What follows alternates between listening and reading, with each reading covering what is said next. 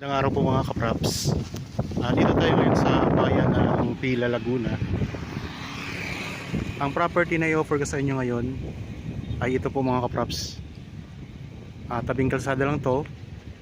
Meron itong frontage na nasa 50 meters.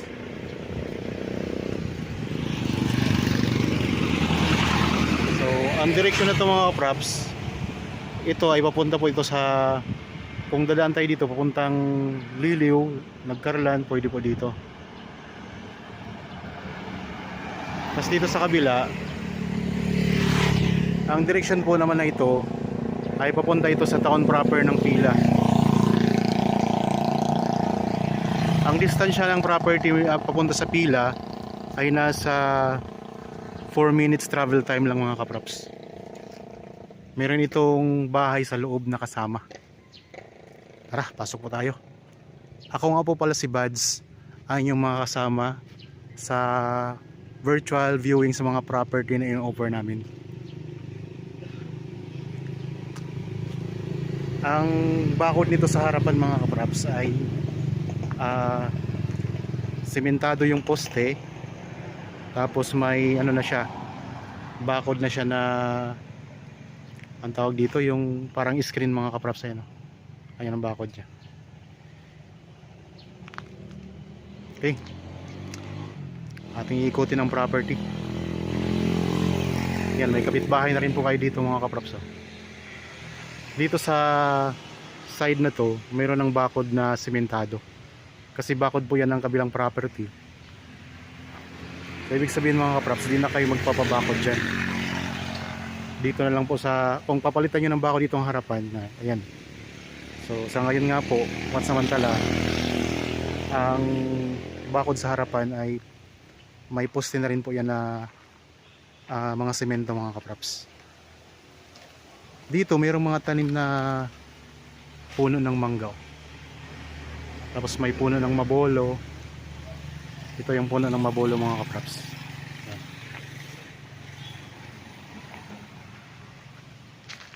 Sa harap ng property yan mga kapraps. Tapos may puno ng kawayan. Dito naman po mayroong puno ng mangustin. Ayan. Patag ang lupa. Ito yung kasamang bahay. Tapos ito naman po yung isa. Dalawang bahay mga kapraps. So native po ang disenyo ng bahay. Pero ang poste niya ay sementado. Yan, tingnan nyo ang puno ng mangga, Indian mango. Meron na ring mga bunga yan mga kapraps. Ang sukat po nito ay 6,203 square meters. Ayan, tabing kalsada lang po tayo. Tapos yung ano natin, kaharap natin na property, isa ding farmland yan mga kapraps. Dito sa gilid, ayun yung pinakita ko kanina, meron ng bahay dito sa gilid yan. Kapitbahay nyo po yan. Okay, ikot tayo sa property mga kapraps. Lilibutin natin to. Habang kayo po ay nagpapahinga at nagre-relax dyan sa inyong kanya-kanyang pamamahay, samahan nyo po ako sa pag-ikot dito sa property na ino-offer ko sa inyo. Yan, marami din itong mga tanim mga kapraps.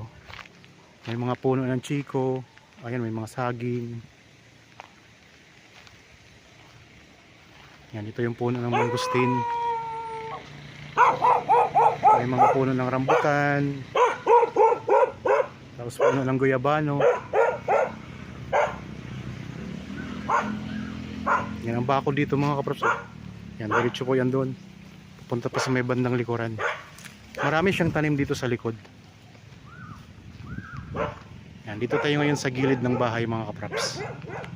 May mga puno ng lansones. Yan, marami ding mga tanim na prutas. Kung gusto niyo pong i-renovate yung bahay, kung sakaling mabili niyo mga kapraps, yan, pwede na rin po yung i-renovate. Kasi ang design ng bahay mga kapraps ay ano na, old model na siya. Yan, dito ang daming mga tanim dito. Ayan, ang daming rambutan mga kapraps. Dito sa likod, napakaraming mga rambutan.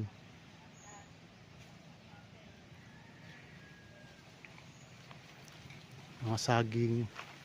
So lampas kalahating hektarya ito. 6,203. Yan, tingnan nyo yung ano, puno ng kamyas. Ang daming bunga ng kamyas. Masarap to sa sinaing na tulingan. Oh. Ang daming bunga mga kapatid ng kamyas. Okay, dito tayo sa may bandang likuran. Meron ding puno ng sampalok.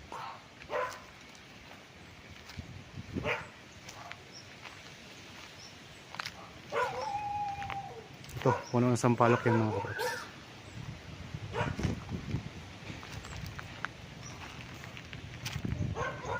Dito tayo sa likod ngayon ng bahay. Iikot ko lang po ang camera. Kung interested po kayo sa property na ito lang po ang mga contact details namin sa inyong mga screen. Mayroon tayong Viber, cellphone number, Facebook Messenger, WhatsApp. Pwede kayong mag-message, tumawag, mag-chat o kayo mag-text mga kaprops. Magandang property kasi tabing kalsada lang to. At malapit lang po sa town proper ng nakakasakop na bayan ng Pila, Laguna. Tapos ang likurang bahagi nito, mayroong irrigation to mga kaprops. Pakita ko sa inyo ang irrigation.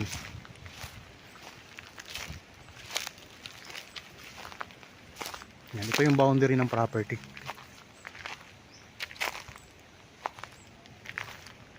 So sa likod po ito mga kaprops ng property. Medyo islanting dito ang korte ng lupa sa may bandang likuran. Itong irrigation na to, ito yung nagsusupply ng tubig sa mga palayan dito na malapit lang sa property. Doon kasi banda mga kaprops, pag lampas natin ng kalsada, meron niyang mga palayan dyan. Dito maraming puno ng saging. Oh.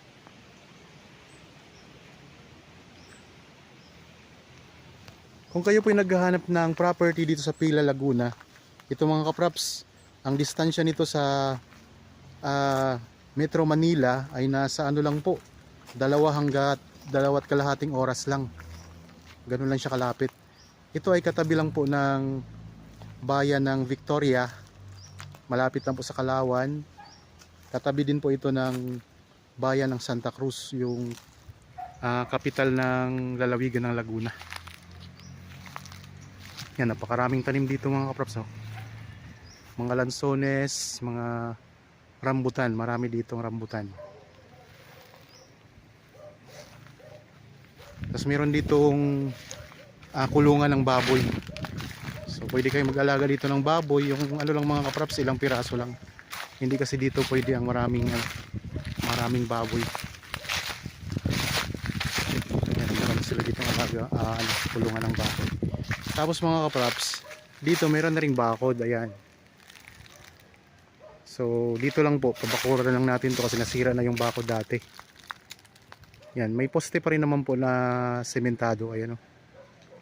Yan, sementado ang poste niya mga kaprops. Tapos ang bakod niya, diretso doon. Dito sa likod ng property. Yan, ito yung kulungan ng baboy mga kaprops. May mga kapitbahay na rin naman po kayo dito. Meron ditong puno ng ang tawag ng puno na to. Ito, mayroong puno ng tambis to sa Bisaya. Ito mga kapros. Makopa. So makopa nga pala to sa Tagalog. Tapos ayan, may kapitbahay din kayo dito. May bakod na rin po yan dyan mga kaprops. Meron din palang puno ng langka. Yan, puno ng langka. Tapos may puno ng santol dito. Iba't ibang prutas mga kaprops ang meron dito. Tapos dito, merong ano dito. Pwede nyong gawing fish pond. Ito, may malalim na bahagi. Tapos meron din siyang tubig mga kaprops. Pwedeng gawing fish pond. Pwedeng gawing swimming pool.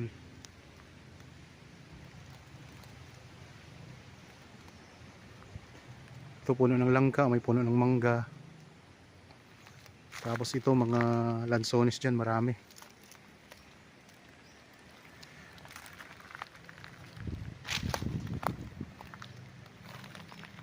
Maganda itong mga kaprops na property. Accessible yung sasakyan dito sa loob. Pasok na pasok mga kaprops. Ulitin ko lang ha, ang property na ito ay matatagpuan natin sa bayan ng Pila, Laguna. Ang sukat po ay 6,203 square meters titulado. Ang distansya lang po sa Metro Manila nasa 2 oras hanggat 2 oras at kalahati.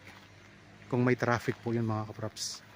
Napakaraming mga iba't ibang prutas. At mismong tabing kalsada lang po. Kapag nasa kalsada tayo, ang papunta po, kapag tayo po ay nasa kalsada na papuntang kanan, yan po ay papunta sa town proper, nasa 4 minutes travel time lang. Dito naman po sa kaliwa mga kaprops ay papunta naman po sa Liliw, Nagkarlan. Pwedeng dumaan dyan Mahayhay, papuntang Lukban, papuntang lalawigan ng Quezon. Yan, dito tayo ngayon sa may bandang gilid ng property sa likuran po. Ikot ko lang ang camera mga kaprops ha. Kung interested kayo sa property, pwede kayo magpa-schedule sa amin ng actual viewing para makita niyo ng personal ito mga kaprops. Babanggitin ko lang ulit ang mga prutas, mga lansones, rambutan, may niyog, mga saging, may mangustin, guyabano, mga santol. Yan dito, maraming santol. Malalaki yung puno ng santol. May langka at iba pang mga prutas. Merong kasamang bahay na dalawa mga kaprops. Old model nga lang po yan. Kaya pwedeng i-renovate nyo lang po yan mga kaprops. Meron ng linya ng kuryente at saka tubig. Okay. Tuloy-tuloy tayo sa pag-iikot.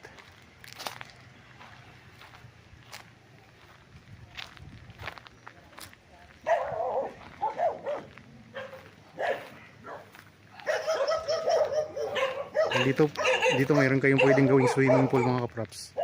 Pwede rin gawing fish pond sa gilid. Nasa may harapan.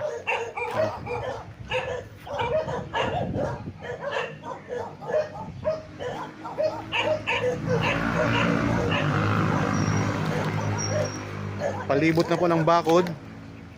Merong irrigation sa bandang likuran.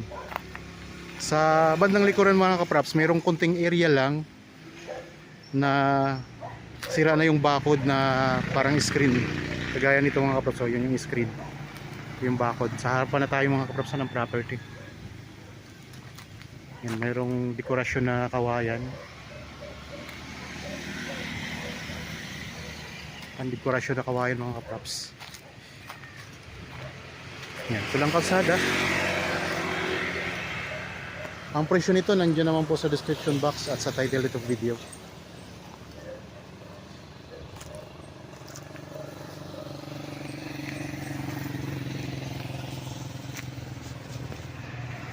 Okay. Dito na tayo ulit sa harapan ng property mga kaprops. Meron din puno ng mangga ito ha. Tapos may mga halaman din mga kaprops yan. Dito sa bayan ng Pila, itong area na to ay hindi po ito binabaha mga kaprops. Kaya ayos dito. Patag na patag ang lupa. Yan dito sa mismong harapan, ito yung pinakita ko sa inyo kanina. Mayroong puno ng mabolo at saka puno ng mangga. Mayroon ding puno ito ng makupa mga kaprops ha. So ito lang yung gate oh.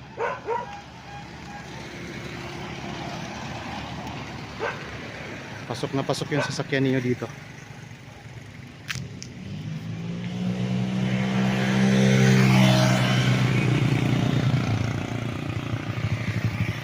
Yan, ito mga kaprops, nandito na tayo ulit ngayon sa kalsada. So ito yung kaharap ng inyong property.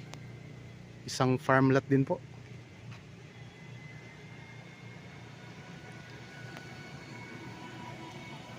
Meron na rin yung ano mga kaprops, oh.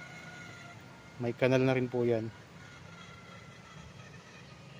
Okay, sana nagustuhan nyo po itong property na in-offer ko sa inyo ngayon. Para po sa mga bago pa lang sa aking channel at napadaan lang po dito sa aking channel, huwag nyo pong kalimutang mag-subscribe at pindutin na rin po ang notification bell para maging updated kayo sa mga bagong property na i-offer namin. Maraming salamat po, lagi tayong mag-iingat at God bless po sa ating lahat mga kaprops.